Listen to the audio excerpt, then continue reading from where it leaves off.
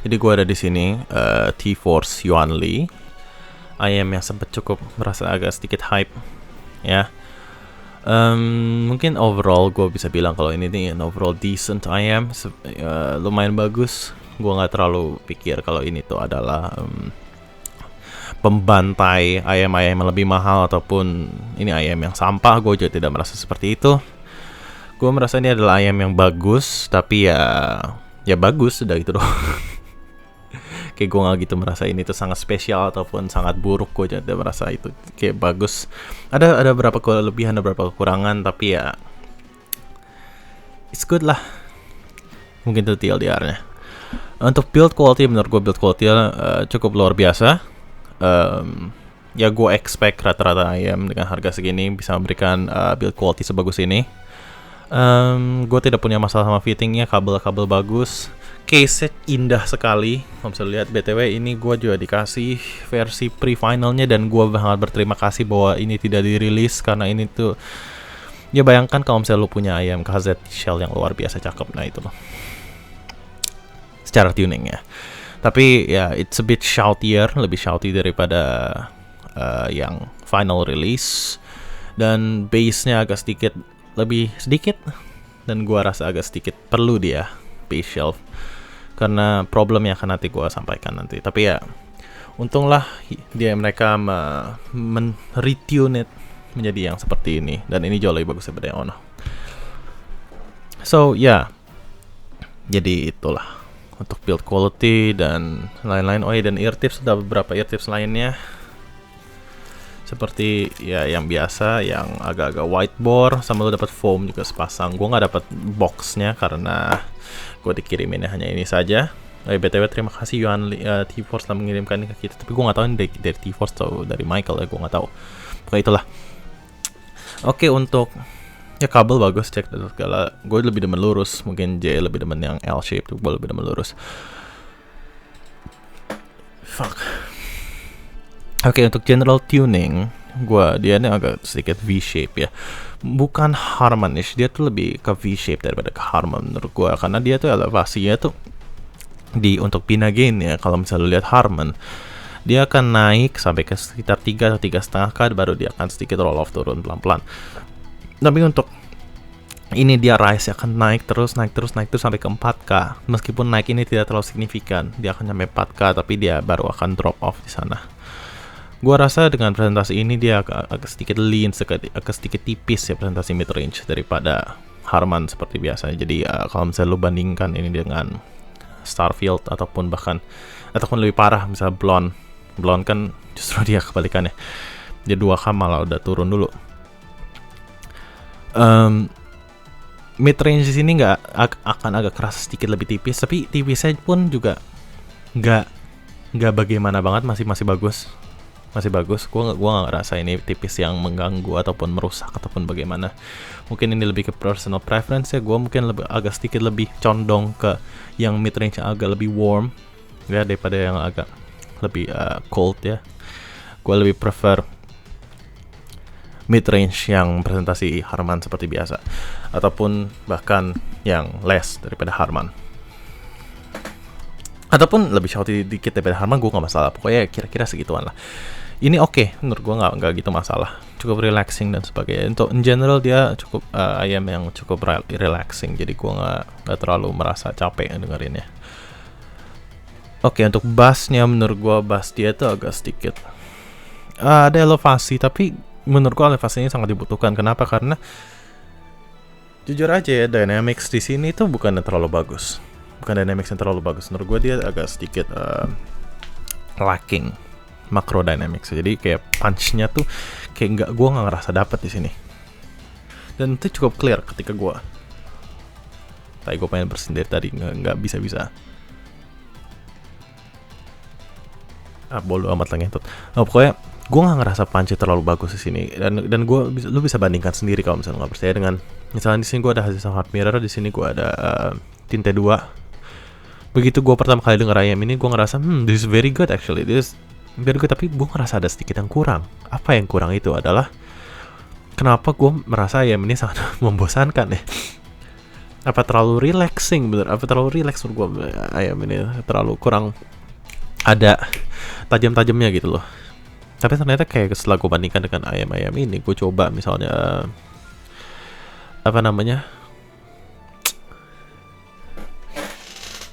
Fragments of Time kalau nggak salah ya, dari Daft Punk, ataupun bahkan kayak Get Lucky, ataupun bahkan lagu-lagu apa yang banyak bass punch-nya, gue bandingkan ini dengan ini dua, gue rasa oh iya ternyata punch-nya di sini tuh jauh lebih kerasa, meskipun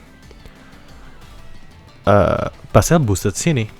Dan kayak gue juga sadari kayak misalnya attack-nya pun di sini tuh nggak terlalu tajam.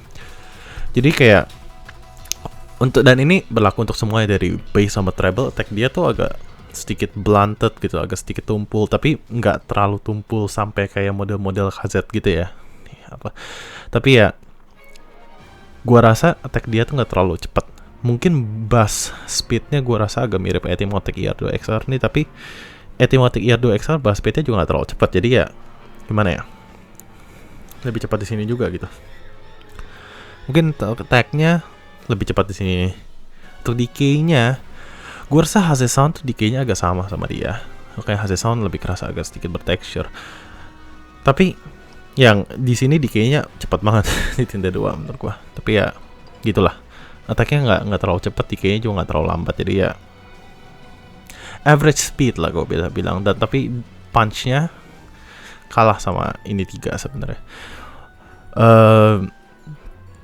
Gue rasa kalau misalnya lu mau bandingin punch secara bener-bener, gue rasa di sini nih, kalau misalnya gue lihat dari graphs-nya ya, Yuan Li itu punya base level 5 dB lebih keras daripada HZ Sound Hot Mirror. Dan gue udah bandingin bila HZ Sound Hot Mirror itu punch-nya, base-nya gue naikin 5 dB, gue kasih shelf 5 dB, dan itu perbedaannya lumayan jauh. Padahal base level sebenarnya gedean ini kan, tapi begitu gue samain, perbedaan lumayan jauh. Kalau sedangkan sama T2, gue nggak perlu ubah bahasa T2, punch lebih keras dari T2. Ya udah tahuan banget itu udah cukup clear.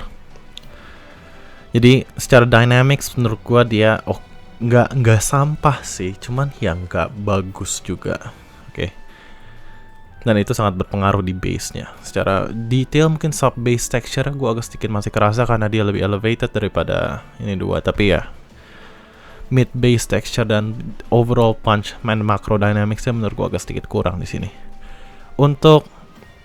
Tapi ini bassnya nggak ada one note ya, nggak kayak BGV PDN 3. Gue rasa ini bassnya masih bisa resolve instrumen akustik dan elektronik dengan baik. Tapi ya not the most dynamic. Untuk jadi micro dynamics-nya masih oke, tapi macro dynamics-nya agak kurang.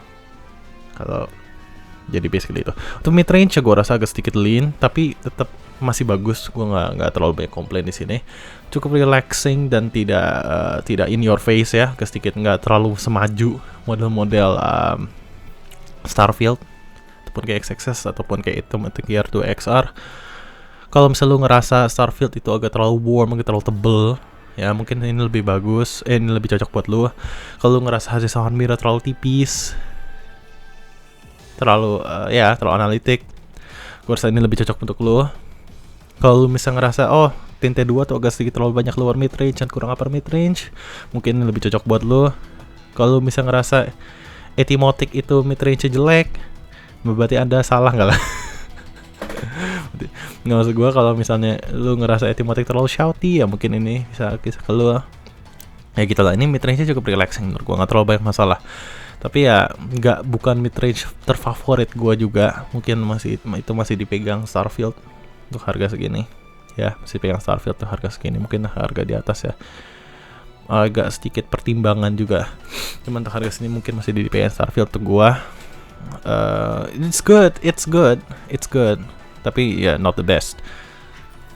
Untuk treble-nya gue rasa dia tuh agak sedikit kalem ya, gue rasa treble ya. Cuman ada beberapa peak dan beberapa dip yang membuat beberapa instrumen tuh agak kerasa lebih bright daripada biasanya, dan beberapa instrumen kerasa lebih dark dari biasanya. Tapi secara harmonik, secara hubungan harmonik menurut gue cukup balance, nggak terlalu aneh. Mungkin kalau misalnya lu bayangin di HZ Sound dan di Tinte 2, lu agak ngerasa ada satu peak di sana. Nah, satu peak sana tuh agak ngerusak relasi harmoniknya. Beberapa instrumen yang pakai peak itu. Tapi di sini series of peaks gue rasa agak cukup oke lah, dimana dia tidak begitu merusak harmonics ya, jadi masih cukup balance lah ya. Tapi ya agak sedikit inconsistent juga, dimana ada beberapa vocals atau beberapa instrumen kerasa sangat maju atau secara sibilan dikit gitu, dimana sana yang lain tuh rasa lebih dark gitu. Tapi ya cukup bagus lah, nggak terlalu bermasalah dan cukup expected di harga segini. Gue nggak terlalu expect yang gila-gila amat harga segini. Mungkin presentation dari Treble dan Starfield ataupun KXXS akan lebih balance daripada ini, tapi ya oke lah, it's still very good. Sekarang technical performance, sebenarnya tadi gue udah banyak banget nyerempet ke technical performance pas gue bahas tonal balance. Gue rasa soal detail, dia secara overall itu average detailnya. Gue gak ngerasa dia lebih detail daripada ini dua ataupun ini juga. Kayak secara bandingin Hazard dan Tinte 2, menurut gue noticeably mereka berdua lebih detailed. Bandingin sama ini, gue rasa ini slightly bit more detailed. Dan ini overall secara full range, gue rasa mungkin bass karena ini sedikit lebih elevated. Mungkin untuk mereka berdua kerasa di sini di Yuanli lebih detail daripada di Tinte 2 ataupun HZ. Untuk sedangkan dengan Etymot ER2XR, karena dia agak sedikit roll off di upper treble-nya, gue rasa dia agak di bagian treble-nya agak less detail, dan treble dia juga agak lebih mundur ya. Dan lu bakal agak ngerasa sedikit grainy di sana ya. Jadi gue ngerasa it's still comparable, tapi secara overall dia agak sedikit kebanting sama Tinte 2 dan HZ. Nggak terlalu jauh, mungkin bantingnya cuma satu lantai doang. Tapi untuk harganya gue rasa ya average lah ya. Maksud gue tuh bukan salah dianya gitu. Kebanyakan sih kalau gue bandingin, kayak misalnya gue bandingin sama HZ dan Tinte 2 secara technical performance, so basically kayak gue bandingin IM harga 5 jutaan sama Blessing 2 gitu. Bukan salah IM 5 jutanya kalau misalnya mereka kalah sama Blessing 2, tapi salah Blessing 2-nya kenapa harga segitu. Sama seperti ini dua sih, gue rasa agak bermasalah di harga segitu. Ini juga sebenarnya kalau misalnya lu cari di dolar ini murah banget ya, $70 doang. This sounds fucking fantastic, okay? Tapi this is more accessible, jadi kayak gue akan lebih compare sama ini dua, terutama untuk bahasa Indonesia ya. Secara soundstage menurut gue dia agak sedikit wider daripada average, sedikit lebih lebar daripada hasil Sound Mirror, nggak selebar Tinte 2, jauh lebih lebar daripada Etymot ER2XR karena Etymot ER2XR tidak punya soundstage. Secara imaging tidak se-clean, tidak se-precise mungkin hasil Sound Mirror. Menurut gue precision dia selevel kira-kira Tinte 2, dan berbandingkan dengan Etymot ER2XR, gue ngerasa Etymot ER2XR pun lebih precise juga, karena ya mungkin dibantu oleh soundstage yang lebih sempit, jadi kayak kelihatan lebih pinpoint juga. Cuman ya relatif mirip lah, tapi about the same as the Tinte 2. Dan menurut gue Tinte 2 imagingnya agak average aja, tapi ya oke lah. Cara soundstage depth juga gak sebagus dari hasil Sound Mirror, tapi ya ini raja dari soundstage depth menurut gue di harga dia, dan harga beberapa harga di atasnya. Jadi ya obvious kalau misalnya dia kalah, mungkin sedikit lebih depth lebih sedikit kerasa daripada di Tinte 2 ataupun ya kira-kira selevel sana juga. Secara dynamics menurut gue kurang overall. Micro dynamics oke. Menurut gue masih oke. Kayak gue masih bisa kerasa kontrasnya masih lebih halus ya. Kontrasnya berubah daripada dynamics ya, sedikit lebih halus. Dan gue ya itulah, pokoknya macro dynamics agak kurang aja. Jadi the punchiness daripada suaranya, kayak the intensity daripada suara itu menurut gue agak sedikit kurang. Tapi mungkin tuh jadi positif untuk lo yang tidak pengen mendengar orang-orang kayak suara cetak menjerit-jerit di antara kuping kalian. Oke, I guess that's it for the review. Gue nggak tahu lagi membahas apa, kayak udah itu doang ya. Transit tadi gue udah bahas, dan itu ya sudah menutupi overall transit ya. Okay, see you next time. Godspeed.